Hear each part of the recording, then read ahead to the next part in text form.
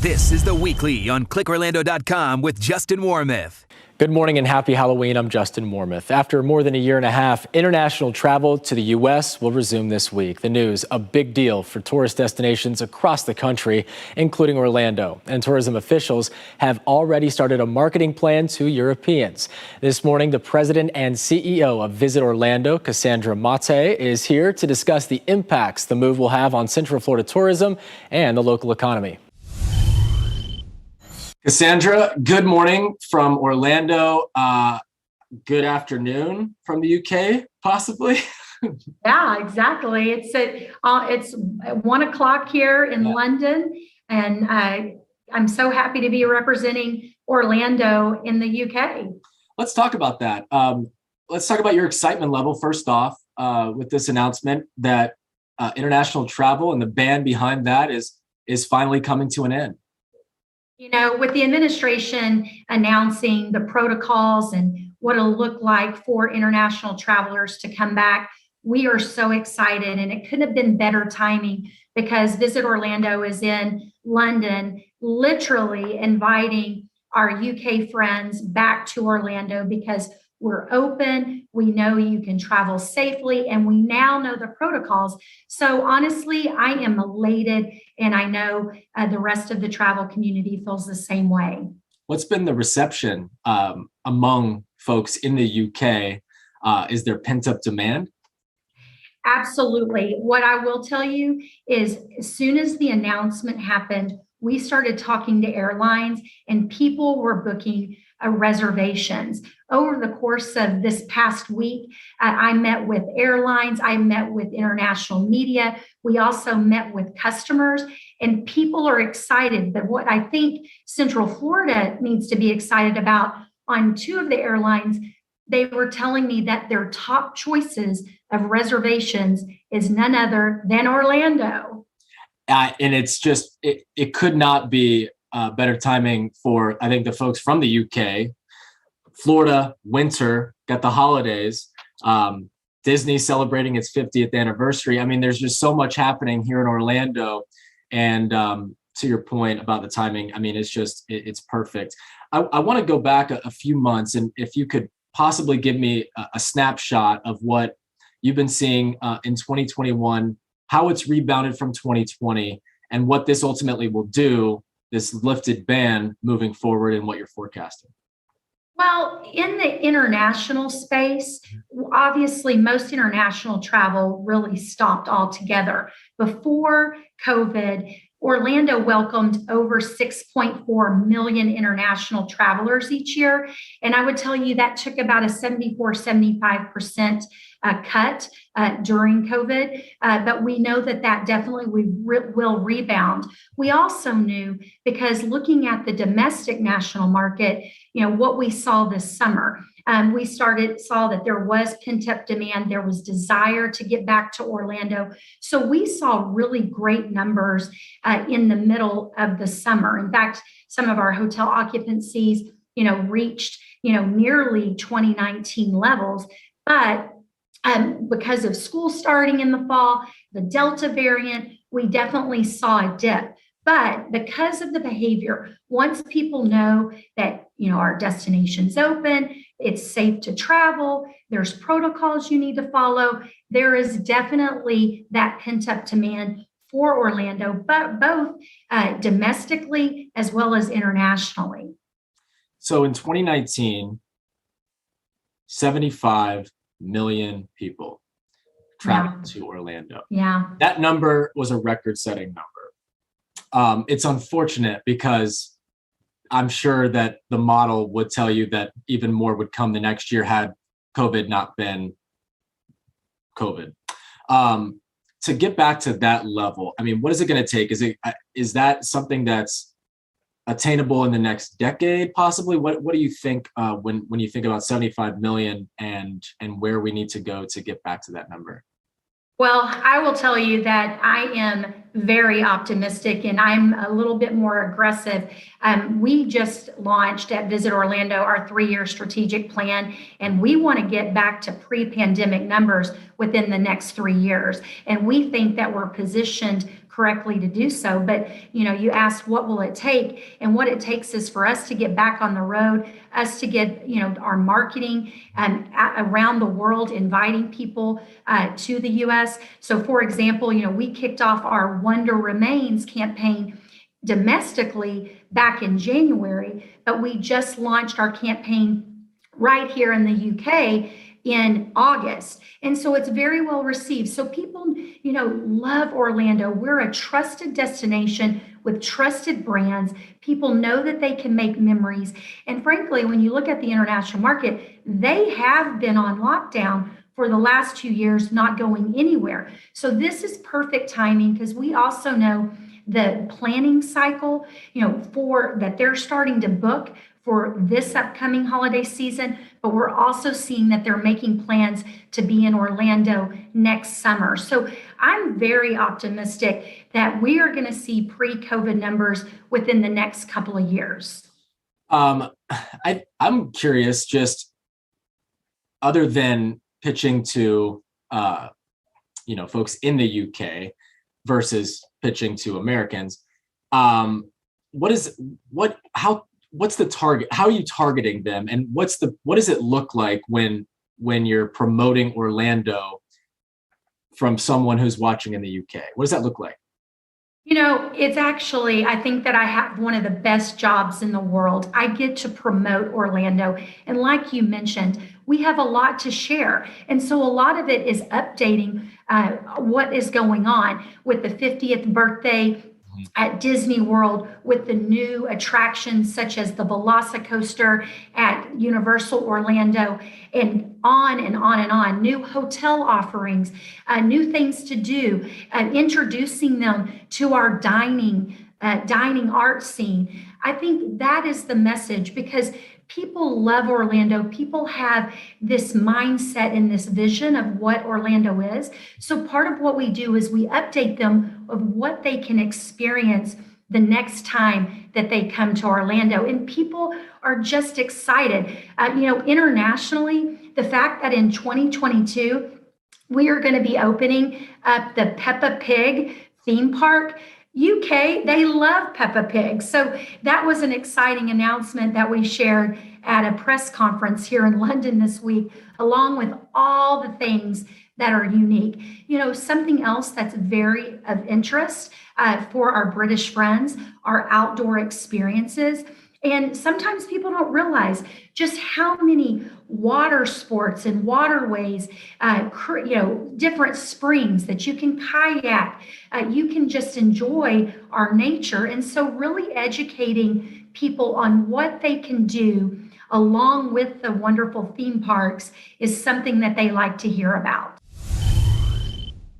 And we know losses during the pandemic were significant. So how long will it take to get back to those pre-pandemic levels?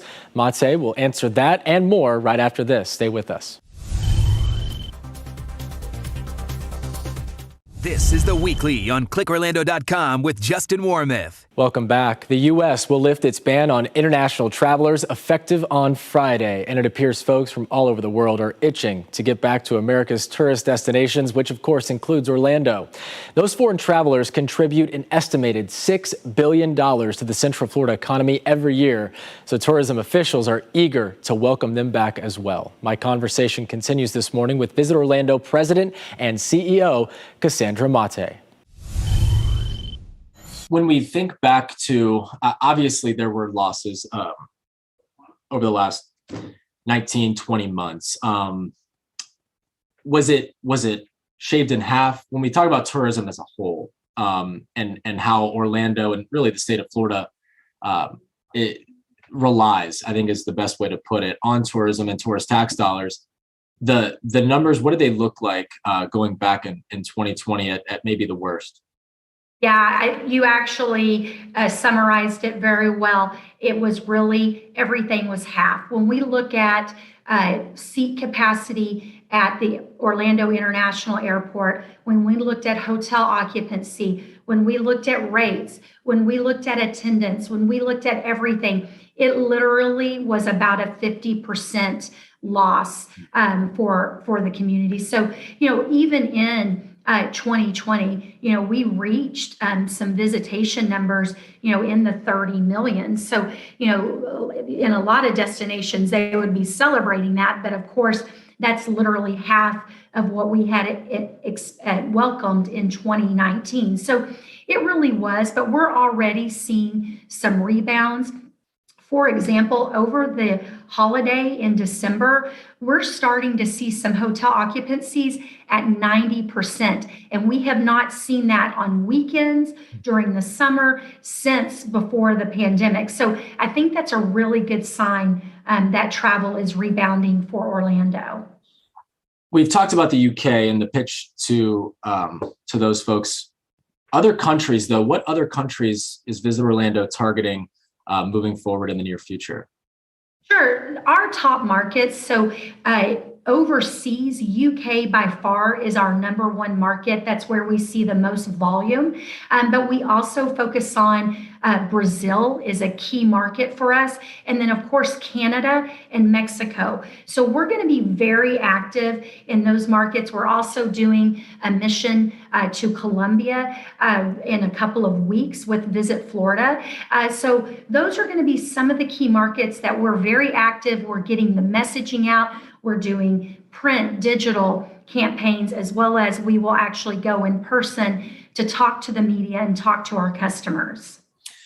So many people have not traveled internationally since the pandemic started. You just did that. Maybe they've flown domestically here and there. What is that process like? Is it as stressful as someone might think it is? So this was my first overseas trip since before the pandemic. And I think at first you think it's going to be overwhelming because there's a lot more forms to fill out. Of course, dependent on the country, there's different protocols, such as either proof of vaccination as well as testing. But it's the airlines as well as organizations such as Visit Orlando, we try to stay up on what those protocols are to make it easier. And I will tell you, it really, once I got all the right forms and it's outlined on all the airlines' website, it really wasn't as bad. And frankly, once I got on the plane, I had a sigh of relief and I was very excited that we are here today. So much pent-up demand. I'm curious, as the pitches start and the promotion of Orlando begin, what do you think is the biggest challenge moving forward? I know that it's easy to brag about the City Beautiful and what we can offer, but what is the biggest challenge in attaining the number of travelers that you're hoping to attain? Well, I do think because we are here collectively, I'm here with 30 other U.S. destinations, and then there's other hotel product attractions that are here this week as well. And one of the things from an international standpoint, because international travelers, they stay longer, they enjoy an entire region, and they may go to several states on one visit. And so a lot of the concern was just the confusion and not the clarity of that. If they come to Florida, will that be the same as if they go to other states such as New York? And as you know, it is very different state to state. However, one of the messages is that the fact that if you're vaccinated, which that's part of the protocol, or for children under 18, if you have proof of a negative test, you're going to be, it'll be easy to get around in the U.S. So I just think managing the confusion and making sure that the message is clear that it is very easy, not only to get into the U.S., but into Orlando. I think that's key. We've been working very diligently, and it's very true, that we do have a workforce issue. And so, we want to be prepared for all of those visitors when they are in Orlando. So a lot of the hotels, the attractions, they are in the midst of hiring. So we do have that well-known hospitality for those guests. But part of our messaging as well is travel is different. And just like my experience, you have to pack your patience a little bit. Things take a little bit longer. So get to the airport a lot earlier for international travel. Make sure you make reservations or book tours ahead, because if you do all of those steps, you're going to have amazing time in Orlando. Preparation is absolutely key. Yeah.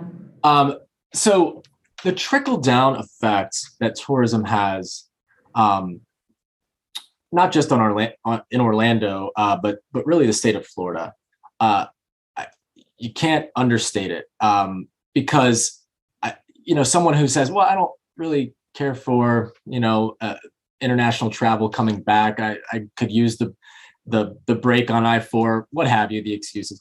But let's talk about the importance of international travel resuming, and really just tourism in general, especially here in Orlando. Well, this is actually why I get up every day and so proud of the work that Visit Orlando and the travel really gives back to our community. Being the number one industry for Central Florida, that obviously means jobs, that means taxes.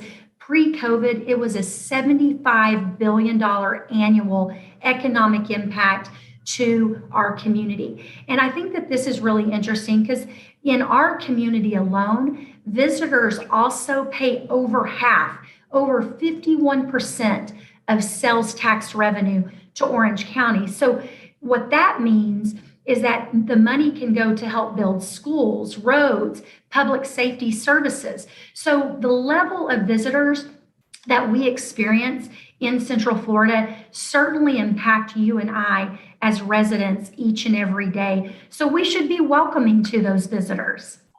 Yeah, there's a reason we don't pay state income tax, and it's because of those visitors. So welcome them with open arms.